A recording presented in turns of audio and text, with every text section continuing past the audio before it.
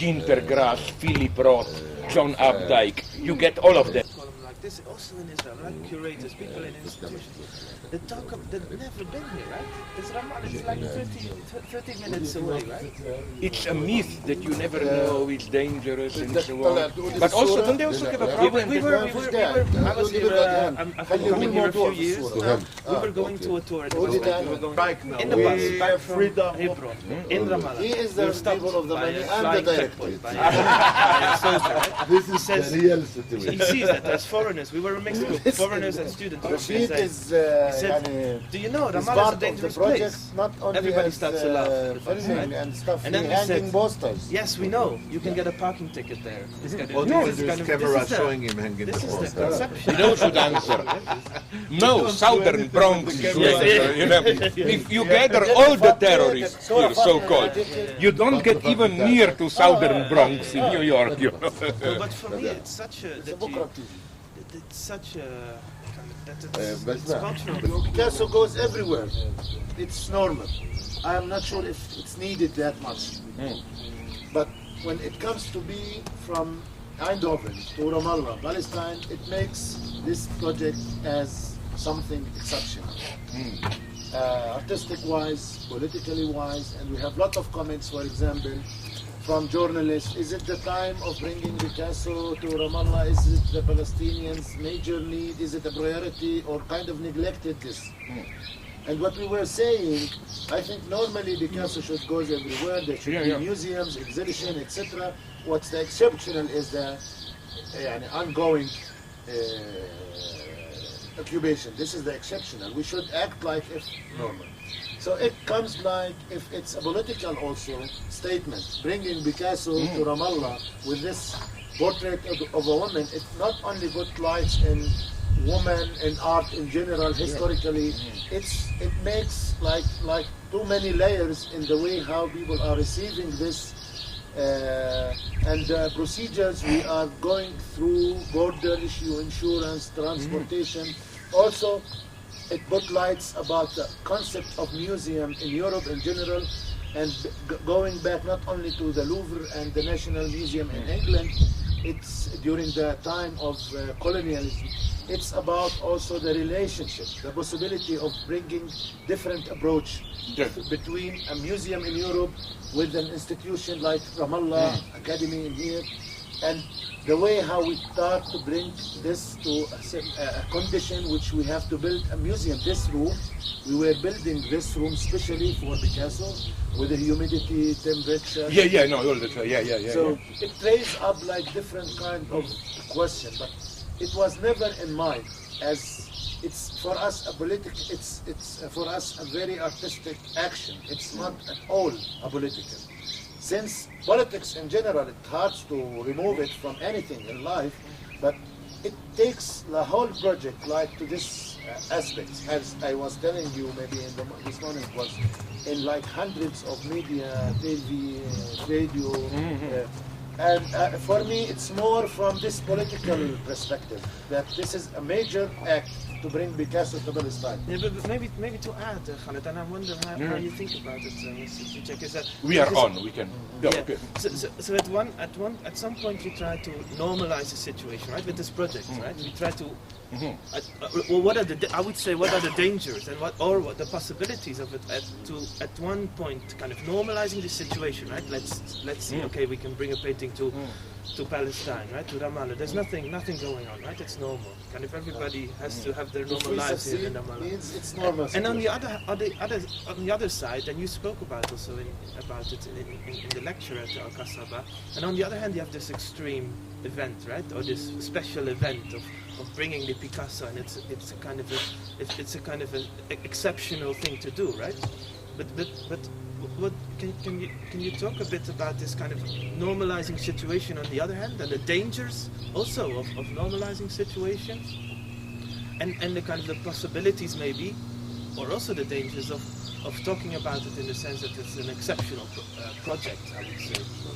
But I nonetheless think that I'm aware of these risks. Yeah. But I think one should take these risks. Yeah. You know why? Because, listen, what you should break is this Western liberal sympathy, which, even if it's sincere sympathy, stigmatizes you as victims. It's good for you if your children paint drawings of Israeli bombs falling on you, whatever. No, you are not that. You are not victims. You are victims precisely because otherwise you are quite normal people with general interests like everybody else, and so on and so on. I like precisely this idea, like every country has a museum where you don't just do your great national past and so on. You bring it. Why shouldn't you also be doing it? It's the duty of every sovereign state to represent universal art. And I would say even more that on the top of it, I like this painting so much because although it's a totally different situation, but for me it fits so well because it's clearly universal. But at the same time, it brings such nice associations. Like, you know, it's almost like an occupied face. You know, face all wrapped up. But at the same time, what I really like, I would even maybe like to write about it, it's this how the gaze is split. Two eyes. Beneath, it's this terrorized, lively eye, one. And the upper eye, it's kind of a horrible metallic eye, like in Terminator, you know, the film, those eyes. And I think that this gap is crucial for you. Like, you know, you have this cold gaze, military, but then you have the terrified, this gaze, and this is in a way, this is almost, I would say, in a minimal formula. In a minimal formula, how should I put it, occupied face. I would even, my title of that painting would have been Occupied Face. Occupied face, because it's literally occupied, it cannot move, but again it's crucial, it has two. Of course, and it's because one would be only the military gaze, no? That's what some people think. You just think about how to throw bombs. The other would say only, oh, terrorized victim. No. I also want, you also have to have militancy, the other one. No? It's really, it fits. This is where I'm an atheist, I must warn you, but where I feel almost that maybe from, you know what the great Jewish writer Franz Kafka said, that there is God, but God is evil, you know, not too good. Okay, God is evil, but from time to time, God does something good. Like it was totally contingent, probably, that you got this painting. But now that you have it here, you discover, as if with some divine harmony, it fits so perfect. It's occupied face and so on, no? And that's the catch, to have it both ways. Of course, what would have been a lie would have been to claim, to act as if there is no occupation here, let's just open shopping malls and galleries. On the other hand, it's maybe even worse, just to fall in love with yourself as victims. Oh, we suffer and so on. Because I warn you, then if you really want to fascinate people, and you are intelligent, you are, as a friend of mine ironically put it, you Palestinians, you are Jews of the Arabs, how to put it, dynamic and so on, no? You should, because the Jews are clever, clever, they are sometimes... What means the Jews of the Arabs? No, I mean, you are mostly... Sorry, I know what you mean, but sorry, no, I mean another thing. Listen, as for Jews, you know, I like this saying that, you know, in America, when somebody tries to be too bright, they say, you are too bright for your own good. No, maybe my Jewish friend or sometimes. No, what I meant is that you are, I think, usually in other Arab countries, aren't you often lawyers, doctors, and so on? That's what I mean. So what I advise you is, when you are invited, go to West. No, it works tremendously. Yes, you should absolutely report on horrors of occupation. But then also participate as normal in theoretical debates which have nothing to do with status of art. You don't have to choose. This is the wrong choice. Are we universalists or are we particular? No, this is the wrong choice. And yesterday, or 2 days ago, you also spoke about this idea of another museum in Eindhoven, in the Netherlands, right? And I think, like, by doing this, and yesterday we talked also about this, that we could never have done this this project also coming at here Yeah. by sitting behind a desk and saying, okay, what a wonderful idea that we have here, right? What a wonderful idea to bring this Picasso to the Palestinians, right? Let's find a partner. And then we would have gone as a museum, we would have gone to this nice trips to Palestine and be amazed by the situation here. We would have find the art academy here and say, okay, we have this idea, shall we do it? What a great idea we have, right? But this totally is if you have this relationship of doing it like this, is for us, for me personally, but also for the institution, I would say very problematic, right? And a thing that we see a lot. So I think what we did, we know Khaled and we know the academy already for years. We've been here a couple of times, and it was a very organic project that was Sorry, raising. can I just clarify something? Yes. When you say we, but are you here or are you the Dutch cultural imperialism from? I'm the Dutch cultural imperialist. Yes, That's to be clear. To be clear. Yes. He's want to fighting add something. for university, but he's also going back to Yeah. his original. Yeah. He's here as a good friend, but then he will go back. Yeah, no, but it's a very, No, I know, think sorry, it's bad so, taste, yeah. I think No, the I agree struggle with for- you, which is why, let me tell you another thing.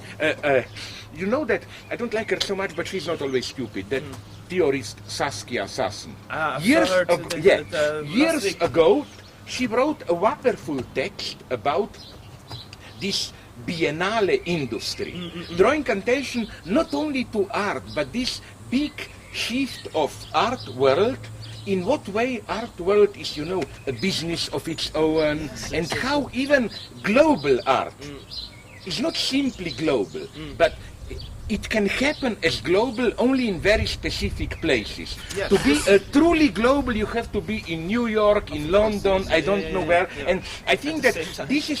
this is important for you. I agree with you that it's not only a painting. You should bring out critically also this, and it's not only you, it's everyone. My God, are we aware today's global art, to what extent it is a whole business bureaucratic machinery and so on, no? You were saying, Remco, yesterday, to keep a painting in a museum, only showing it from time to time in a gallery space. It's totally making it. Of course, it's making maybe it dead. It's any- dead, right? This is what important that museums, I will say, should think more about giving life to the artworks, not only keeping them as a But you know what's the storage first thing to do here? Here we have another debate. Also Saskia Sassen drew this out. It may surprise you if you are one, but what I don't like is this is another sign of this trend. Did you notice how curators almost become the artists, the heroes? Yes. Curators have a vision. I know some curators who literally, like some Stalinist leader, have an idea and then they go to artists. Would you do a statue like this? To My God, illustrate there. They are the to artists illustrate, anyway. and then people, I hate this type of orgies, I don't go, but friends told me to go. And then when you go to a museum, it must be curated by a big name. Then you don't even, as you said, care about individual works of art. You care about the curator's vision or whatever, you know. conceptual wise. Yeah. Because on the other hand, sorry, another thing I wanted to say is about this, you know how you should think, for example, what about, or am I missing something like that it was already done 10 times? Wouldn't it be nice to use this Picasso to organize a larger movement? Because this is a great problem, not only yours. Art under occupation. What can you do, how to, like the French have a lot to say. For example, I agree with critics who claim Sartre was playing, everybody says Sartre was in the resistance. Fuck this kind of resistance. He wrote one text for the resistance, but then he was meeting regularly with the cultural boss of Gestapo. Definitely. Why? To get money for his stake. On the other hand, it's true that if you have a space under occupation,